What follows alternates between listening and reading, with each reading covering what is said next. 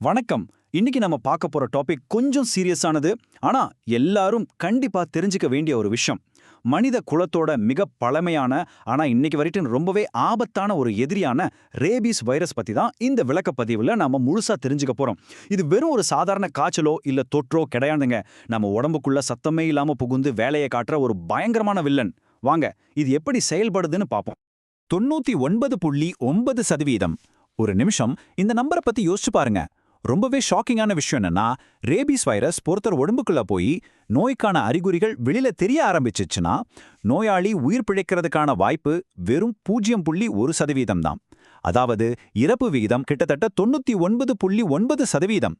அறிகுறிகள் வர்றதுக்கு முன்னாடியே தடுத்து நிறுத்தலன்னா, பூமியில இருக்கிற ரொம்பவே கொடிய வைரஸ்கள்ல இதுவும் ஒண்ணு. இந்த ரேபீஸ் பயம் நேத்தோ முன்னா நாளோ வந்தது கிடையாதுங்க. சற்று கற்பனை செஞ்சு பாருங்களேன். சுமார் 4000 வருஷங்களுக்கு முன்னாடி, அதாவது கிமு 2300ஆம் ஆண்டிலேயே பாபிலோனியர்கள் அவங்க சட்டத்துல ரேபீஸை பத்தி குறிப்பிட்டிருக்காங்க. ரபாஸ் அப்படிங்கிற சமஸ்கிருத வார்த்தைக்கு வன்முறைன்னு அர்த்தம். அதுல இருந்து தான் ரேபீஸ்ங்கிற பேரே வந்திருக்கலாம்னு சொல்றாங்க. மனித வரலாறு தொடங்கின காலத்துல இருந்தே இந்த வைரஸ் நம்மள விடாம துரத்திட்டு வருது. சரி, இதோட ஹிஸ்டரிய கொஞ்சம் திருப்பி பார்ப்போம். சுமார் 5000 வருஷங்களுக்கு முன்னாடி பூச்சிகளை சாப்பிட்ற வௌவால்கள் கிட்ட இருந்து தான் இது உருவானதா சொல்றாங்க. அப்புறம் அது கொஞ்சம் கொஞ்சமா மற்ற மாமிச உண்ணிகளுக்கு பரவி மனித நாகரிகம் வளர வளர உலகம் முழுக்க பரவிடுச்சு. கிபி முதல் நூற்றாண்டுல செல்சஸ் அப்படிங்கிற அறிஞர் இது உமிழ்நீர் மூலமா தான் பரவுதுன்னு கண்டுபிடிச்சாரு. அப்புறம் ரொம்ப வருஷம் கழிச்சு 1885ல லூயிஸ் பாஸ்டர் அப்படிங்கிற மாபெரும் விஞ்ஞானி ஜோசப் மெய்ஸ்டன்கிற ஒரு சின்ன பையனுக்கு தடுப்பூசி போட்டு அவனை காப்பாத்தினாரு. அதுதான் ரேபிஸ் வரலாற்றிலே ஒரு மிக பெரிய ட்விஸ்ட். இந்த வைரஸ் நம்ம உடம்புக்குள்ள எப்படி அதோட வேலையை காட்டுதுன்னு தெரியுமா? இது ரொம்பவே நுணுக்கமான ஒரு ஆக்கிரமிப்பு. உள்ளே நுழைஞ்ச உடனே நம்ம செல்களை அப்படியே ஹைஜாக் பண்ணிடும். அப்புறம் நம்ம செல்களை பயன்படுத்தியே தன்னை மாதிரியே ஏகப்பட்ட வைரஸ்களை உற்பத்தி செய்ய ஆரம்பிச்சிடும். அதுதான் இதோட முதல் வேலை.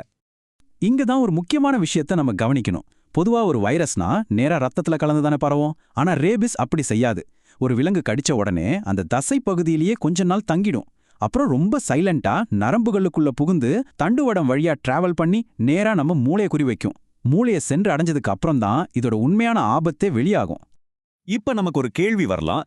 எந்தெந்த விலங்குகளுக்கெல்லாம் ரேபீஸ் வரும்? சூடான இரத்தம் கொண்ட எல்லா பாலூட்டிகளுக்கும், அதாவது மேமல்ஸ்க்கும் இது வர வாய்ப்பு இருக்கு. வௌவால்கள், ரக்கூன்கள், நரிகள்னு நிறைய வனவிலங்குகள் இதோட இயற்கையான உறைவிடங்கள். ஆனா உலகம் முழுக்க மனுஷங்களுக்கு வர்ற ரேபீஸ் பாதிப்புல 99% நோய் தொற்று இருக்கிற தெருநாய்கள் மூலமா தான் வருதுங்கிறது ரொம்ப முக்கியமான ஒரு பாயிண்ட். ரேபீஸ் வந்த விலங்கை எப்படி நாம கண்டுபிடிக்கிறது? விலங்குகளை பொறுத்த வரைக்கும் இதுல 2 விதம் இருக்கு. ஒன்னு ஃபியூரியஸ் ரேபீஸ், அதாவது ரொம்ப கோபமா மூர்க்கத்தனமா எதுக்கு எடுத்தாலும் கடிக்க பாயறது. ரெண்டாவது டம் ரேபீஸ். இந்த வகையில விலங்கு அமைதியா தாடை முடங்கி போய் சோர்வா ஒரு ஓரமா படுத்திருக்கும்.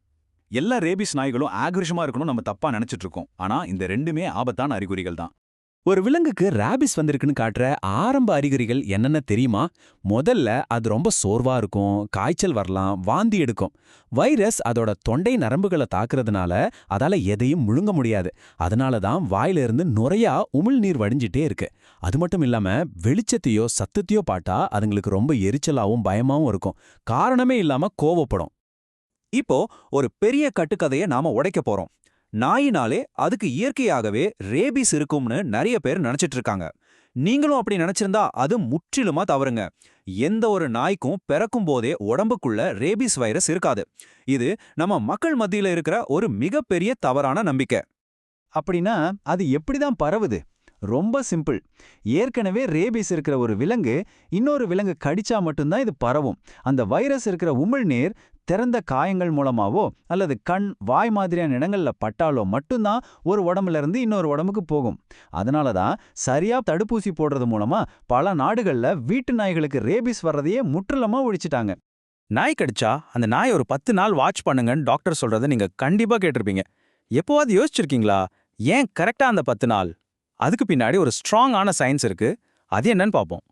அந்த சயின்ஸ் என்னன்னா, நாய்களுக்கோ பூனைகளுக்கோ ரேபிஸ் அறிகுறிகள் வெளியில தெரிய ஆரம்பிக்கிறதுக்கு ஒரு 10 நாள் முன்னாடி இருந்தே அதோட உமிழ்நீர்ல வைரஸ் வெளியேற ஆரம்பிச்சிடும். உங்களுக்கு கடிக்கும்போது அந்த நாய் பார்க்க நல்ல ஆரோக்கியமா தான் தெரியும். ஆனா அது உமிழ்நீர்ல வைரஸ் இருக்கலாம். கடிச்சதுக்கு அப்புறம் 10 நாள் ஆகியும் அந்த நாய் உயிரோட நல்லபடியா இருந்தா நீங்க 100% ரிலாக்ஸ் ஆயிக்கலாம். கடிச்சப்ப அதுக்கு ரேபிஸ் இல்லேன்னு அர்த்தம். ரேபீஸ் மேல இருக்கிற பயத்தினால பல நூறு வருஷங்களா மனுஷங்க ஏகப்பட்ட மூட நம்பிக்கைகளை ஃபாலோ பண்ணிட்டு வந்திருக்காங்க. கடித்த நாயோட முடிய வெட்டி காயத்து மேல வைக்கிறது, இல்லனா மேட் ஸ்டோன் அப்படிங்கிற ஒரு கல்லை வச்சா விஷம் இறங்கிடும் நம்புறது, இப்படி எல்லாம் செஞ்சிருக்காங்க. இதெல்லாம் உண்மையிலேயே வேலை செய்யுமா என்ன? கண்டிப்பா வேலை செய்யாதுங்க. அதெல்லாம் சுத்தமான மூடநம்பிக்கைகள். அதே மாதிரி விலங்குகளை கல்லால் அடிக்கிறது, வம்புக்கு இழுக்கிறது, இதெல்லாம் நிலைமையை இன்னும் மோசமாக்கி அதுங்க நம்மள கடிக்கிற வாய்ப்பை அதிகமாக்கிடும். ரேபீஸை குணப்படுத்த எந்த ஒரு நாட்டு வைத்தியமும் கிடையாது. முறையான தடுப்பூசிகளும் சரியான விழிப்புணர்வும் மட்டும்தான் நம்மை காப்பாத்துமே தவிர பயமோ மூடநம்பிக்கையோ கிடையாது. சரி, எதிர்பாராத விதமா ஒரு விலங்கு நம்மள கடிச்சிடுச்சுன்னா உடனே என்ன செய்யணும்? இது நல்ல ஞாபகம் வச்சுக்கோங்க. முதல்ல காயத்தை சோப்பு போட்டு ஓடுற தண்ணியில குறைஞ்சது ஒரு 15 நிமிஷம் நல்லா கழுவுங்க. இதுவே பாதி ஆபத்தை குறைச்சிடும். அடுத்த செகண்ட் தாமதிக்காம டாக்டரை பார்த்து PEP அப்படின்னு சொல்ற தடுப்பூசியை போட்டுக்கோங்க. அறிகுறிகள் வர்றதுக்கு முன்னாடி இதை செஞ்சுட்டா 100% ரேபீஸ் வராம நம்ம தப்பிச்சிடலாம். கூடவே சம்பந்தப்பட்ட அதிகாரிகளுக்கும் தகவல் கொடுக்கறது ரொம்ப முக்கியம். இவ்வளவு சிறந்த தடுப்பூசிகள் இருந்தும் இப்ப நிலைமை என்ன தெரியுமா? இதுல பெரிய சோகம் என்னன்னா 100% தடுக்கக்கூடிய ஒரு நோயினால இன்னைக்கு வரைக்கும் உலக அளவுல வருஷத்துக்கு சுமார் 59,000 பேர் இறந்துட்டு இருக்காங்க. இந்த இறப்புகள்ல பெரும்பாலானவை ஆசியா மற்றும் ஆப்பிரிக்க நாடுகள்ல தான் நடக்குது. இதுக்கு முக்கிய காரணம் போதிய விழிப்புணர்வு இல்லாததுதான். அறிவியலும் தடுப்பூசிகளும் இன்னைக்கு நம்ம கைகள்ல இருக்கு. விலங்குகளோட ஆரோக்கியமும் மனிதர்களோட ஆரோக்கியமும் ஒண்ணுக்கொன்னு ரொம்பவே நெருக்கமா சம்பந்தப்பட்டதுங்க. இத புரிஞ்சுக்கிட்டு நாம விழிப்புணர்வோட செயல்பட்டா மனித குலத்தோட இந்த மிக பழமையான எதிரியை நாம முழுமையா ஒழிச்சிடலாம். உங்களை யோசிக்க வைக்கிற இந்த ஒரு தகவலோட இந்த விளக்கப்பதிவை நம்ம முடிச்சுக்கலாம். இந்த தகவல்கள் உங்களுக்கு ரொம்பவே பயனுள்ளதா இருந்திருக்கும்னு நம்புறேன்.